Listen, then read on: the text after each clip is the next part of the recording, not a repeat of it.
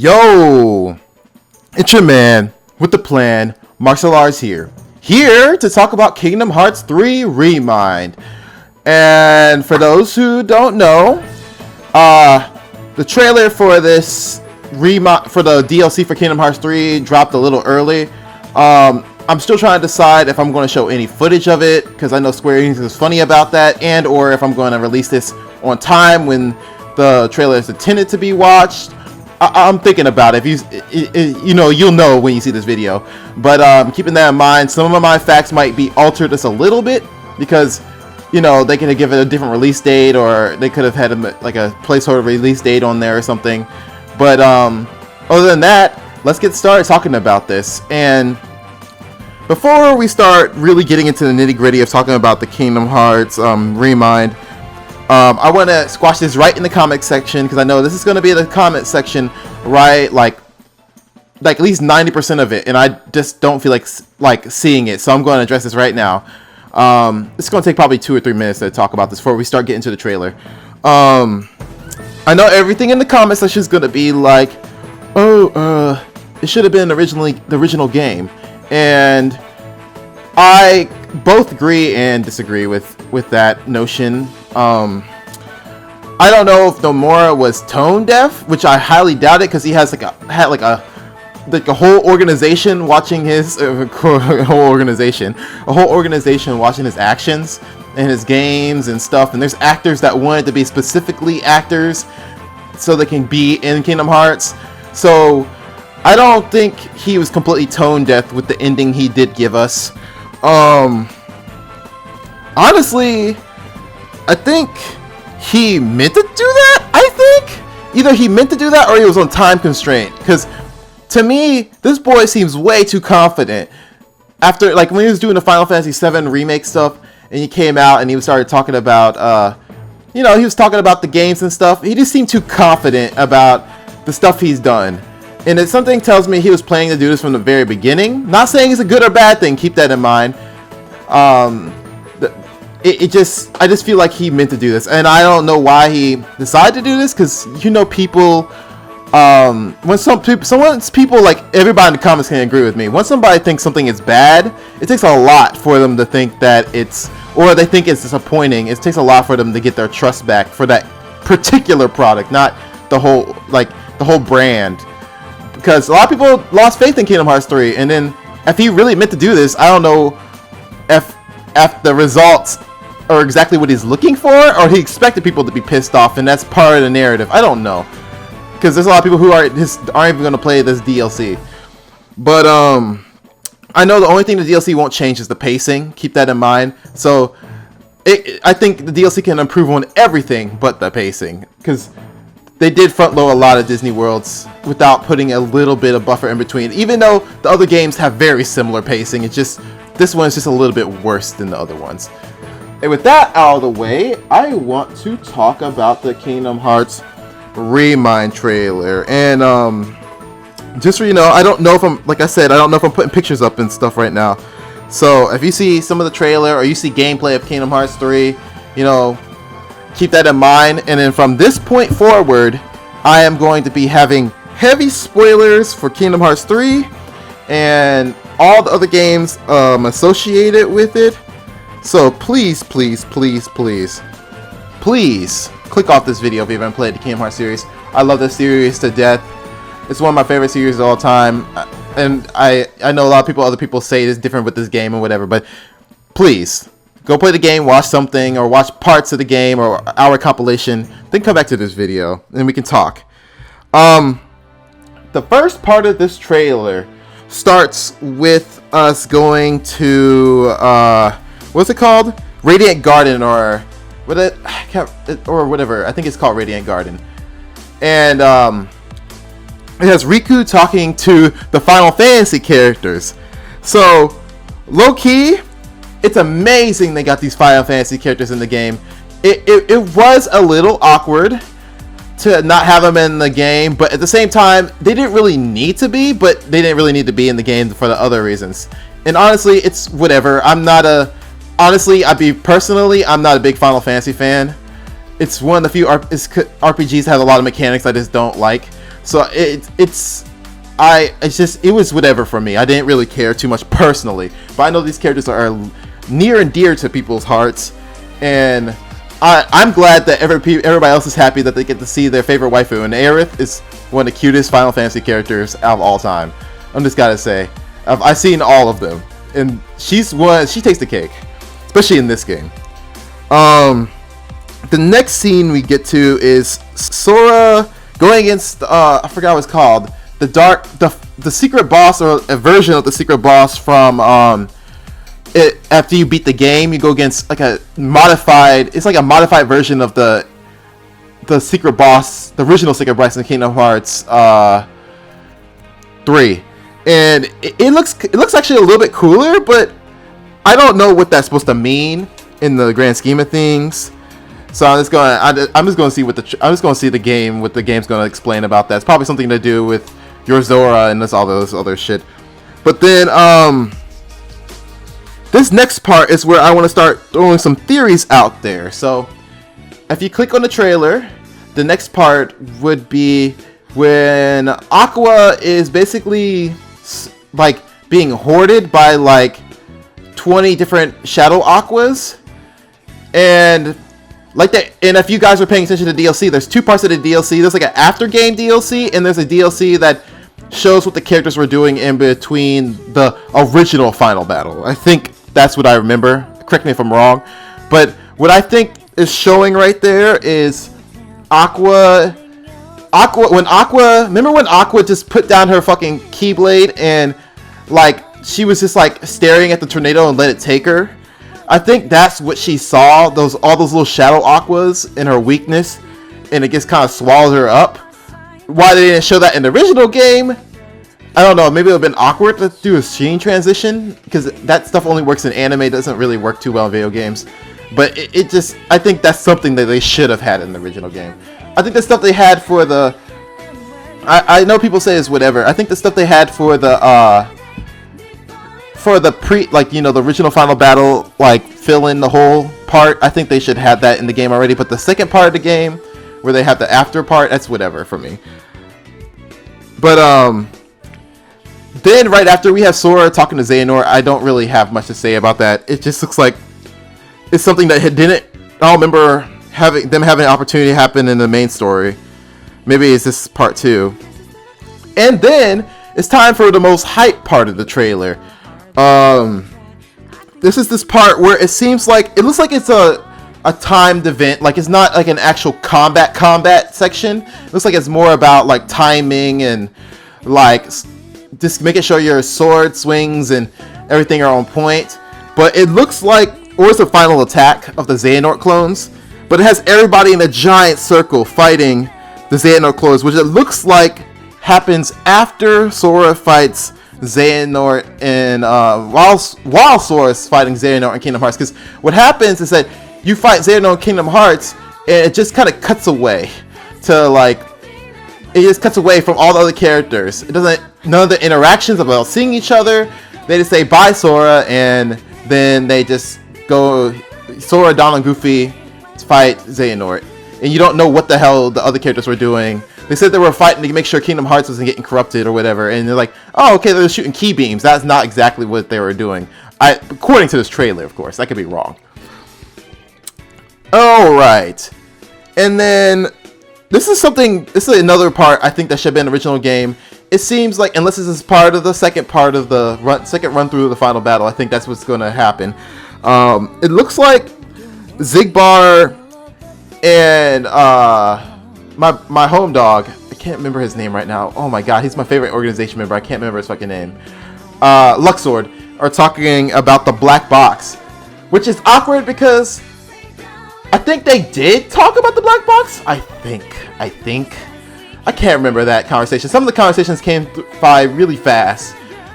And this is probably the reason why. This felt like it came by too fast. Like, oh, yeah. Oh, yes. This is exactly what I was looking for. Okay, good. Bye. It's like, see, they need to go more in depth, and it seems like they're going more in depth about the black box. Of course, they're not going to reveal what's in it. Don't get your hopes up. All right. And then we have Riku meeting Demyx. I can't remember how you say his name. And I don't know. Maybe Demyx would end up being the Master of Masters. I think his attitude, and he can use other people's bodies in the story. So of course his voice might be different. So I have a feeling that Demyx is the Master of Masters. I think it's just, unless Nomura throws that curveball shit, like, oh, he's a clone of the Master of Masters, some stupid sci-fi bullshit that he always pulls out his ass for every single game, because every single Kingdom Hearts game has some type of new mechanic, sci-fi mechanic, sci-fi or fantasy mechanic that wasn't in the previous game.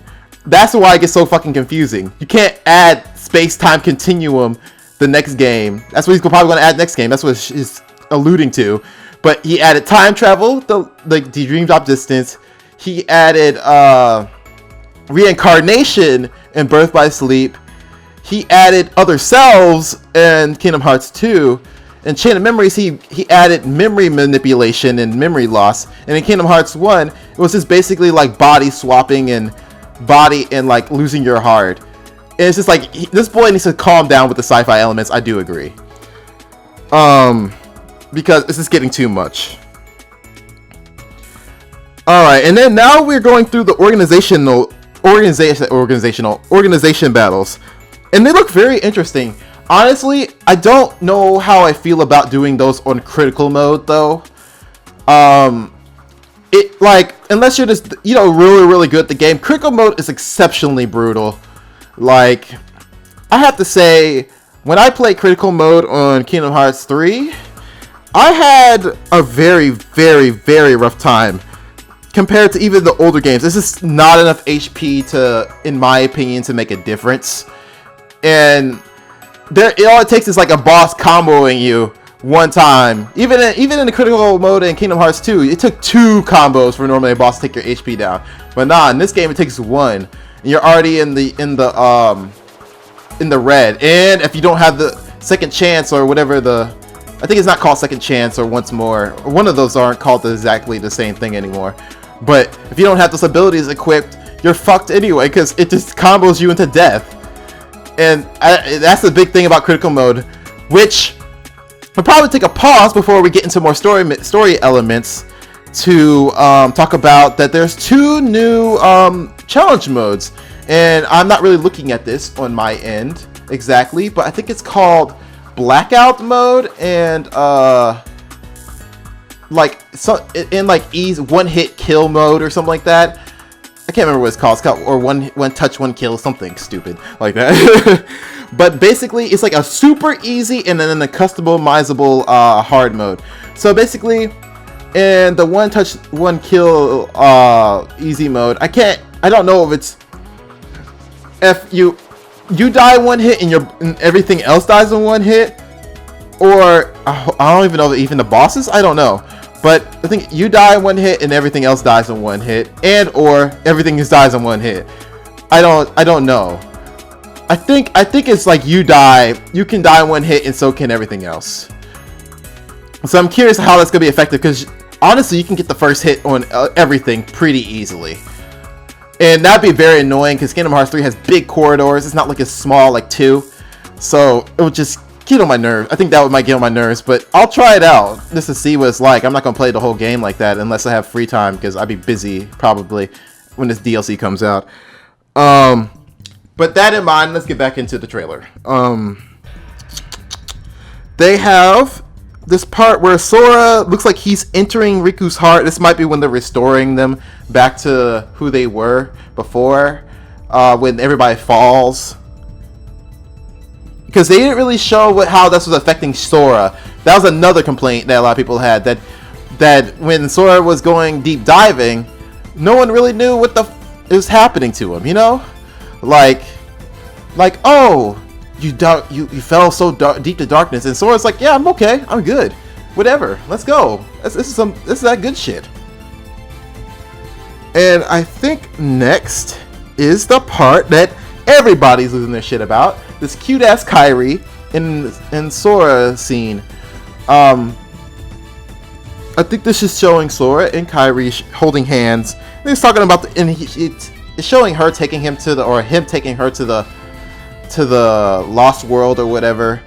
I don't know the significance of that. Like I'm saying, there's parts of the trailer I'm not going to speculate too much about if I can't think of anything right now. This is stuff I've been thinking about all night. I just wanted to get my thoughts out there. And then after that is Kairi fighting Xehanort. And I gotta say, I think this is where they start showing the stuff that's, I think, this is my opinion, I think this is when they start showing stuff that happens in the alternative ending. Because if you see, from this point onward, you see no Sora, barely at all. And you only see him at the very end of the trailer, which is crazy. And I think this is because everybody else, well, my theory is, everybody else was wondering where Sora went. And they realized that Sora is basically got lost doing his bullshit with time and stuff. So I think in this part right here that they're going to start, like, I think everybody decided that they want to go back in time to save this boy, because this boy was putting in so much fucking work at the first battle.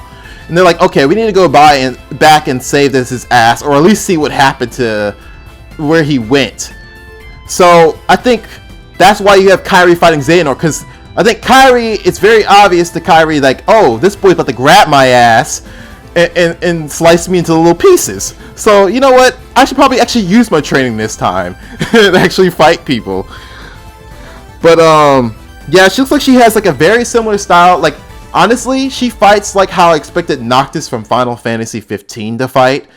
Very, faster. She has the teleport thing where she throws a Keyblade. It looks the sickest move I've seen. Which Sora had sick moves like that. It just looks cool. Her move style looks cool. It looks very princessy. Her finisher looks very princessy. Like, oh, look at me throw fireballs at you and let me just float down. But I'll be honest with my opinion. I'm not the biggest fan of Sora, Kairi, and Riku. They're not the reasons why I play Kingdom Hearts. It's pretty much every other character, honestly, in my opinion. I think Kairi would be interesting if she had the same thing going on like Nominate. I think the nobodies are way more interesting than the actual main cast. Like all everybody's nobody is way more interesting. And Riku himself is like, I think he was interesting until he solved his darkness problem. And then I think everybody realized, and Nomura realized, like, God, other than him being an emo boy, it being a darkness boy, there's not really much to his character, even less than Sora and Kairi, in my opinion. Like, he solved his darkness problem, but now he's just like, he's like Kairi now too. Like, okay, I have nothing wrong with me. So, now what? And then it doesn't help that Riku's English voice actor, I gotta say, through this trailer, is very, very, very, it almost sounds like, I haven't heard voice acting from a AAA title like that in a very long time. I'm not criticizing him personally, because he could probably be watching this video, and I feel so bad. I feel so bad about saying this, but man, I miss, dude, if you're watching this, coincidentally somehow at some point, bruh, it's you sound very, very, very, very tired of playing this character, or like there's some type of drama behind playing this character, because everybody else has even a little bit more emotion than you do, and it's just a critique, because it's I really don't say much about voice acting, because I don't even Xenoblade 2's voice acting, Xenoblade Chronicles 2, I could tolerate to some degree, but I just can't. There's something like, oh, we're trying to find Sora. I wonder where he is. I'm like, holy shit, man. You sound like Aerith from Kingdom Hearts 1, but I digress. Let me just back up for a second. Yeah, I'm excited to see Kairi be badass. Alright, so this is something I'm really excited for, even more than playable Kairi. The exploration of Scala El Kylum. It is going to be, I think it's not going to be as hype as people think it's going to be, even me. But this world is so freaking pretty. It is so pretty. And I I think I'd say one of my biggest disappointment gameplay-wise is that I couldn't explore this place. It just looks so cool. It's just so white and it's so decorative. It's like basically the most beautiful location in Kingdom Hearts to date. And it just got limited to a boss battle, and not even a boss battle. You don't even have to make anything special in there. You don't have to have a store there. You don't have to have combat there other than the boss battle, but at least let me have a corridor, or at least let me explore the town just to see what it looks like, because it's so fucking beautiful. And it was just such a disappointment. So the idea that they're at least making it, I don't know how explorable it's going to be. Maybe it's just going to be one island, maybe it's two. I really hope it's going to be really good, because it's something I've been looking forward to the most. I knew they were going to do this.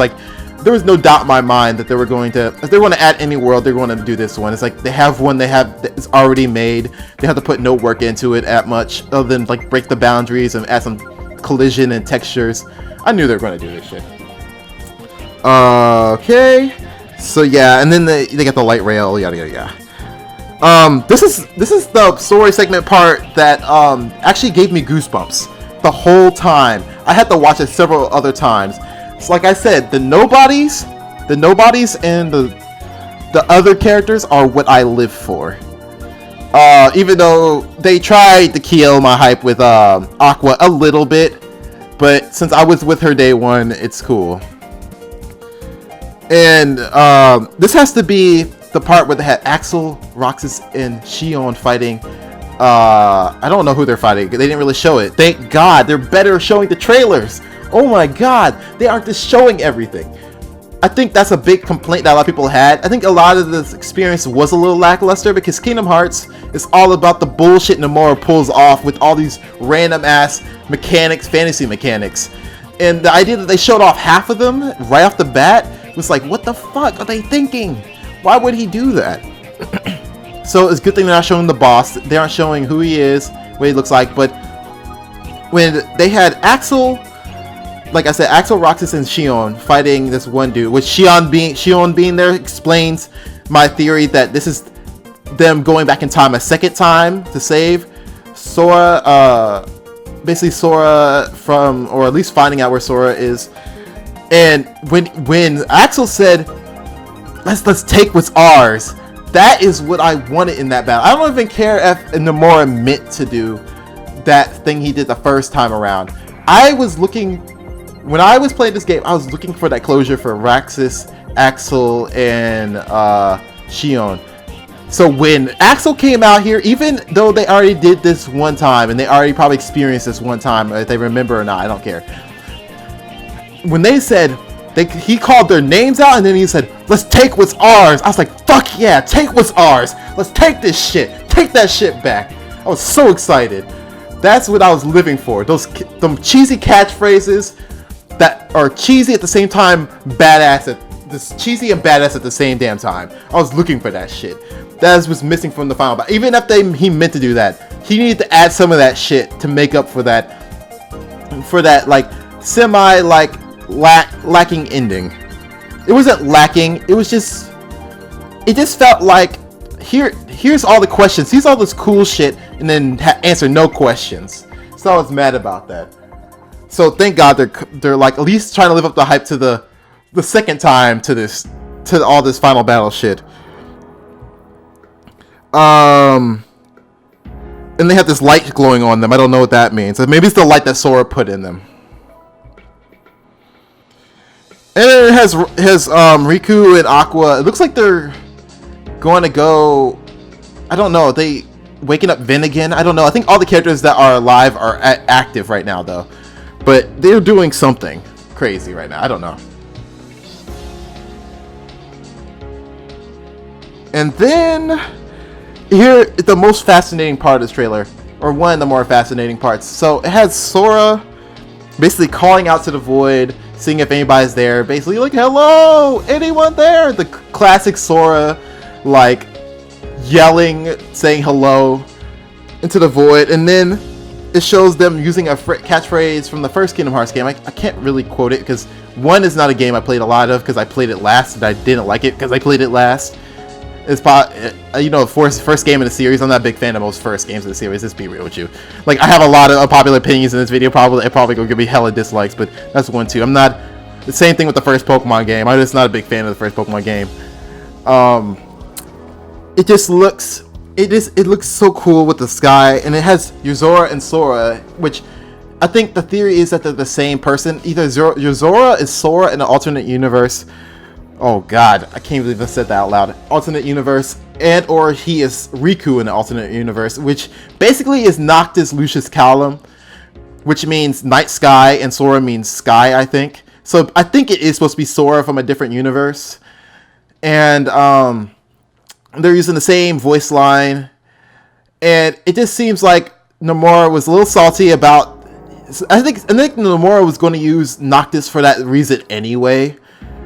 But I think because of Noctis got taken away from him, I think that's why he's probably salty. So he had to basically make a character that was similar enough to Noctis, but not to convey the point. Because I think he wanted to be the director of 15, so he can add it like, oh, look at them. You know this backstory of this character already, and you know the backstory of Sora. They meet up, and they're basically the same damn character if you realize it. But I don't think he had the chance to do that. So it looks like either that's a boss fight or it's going to be the ending to the DLC.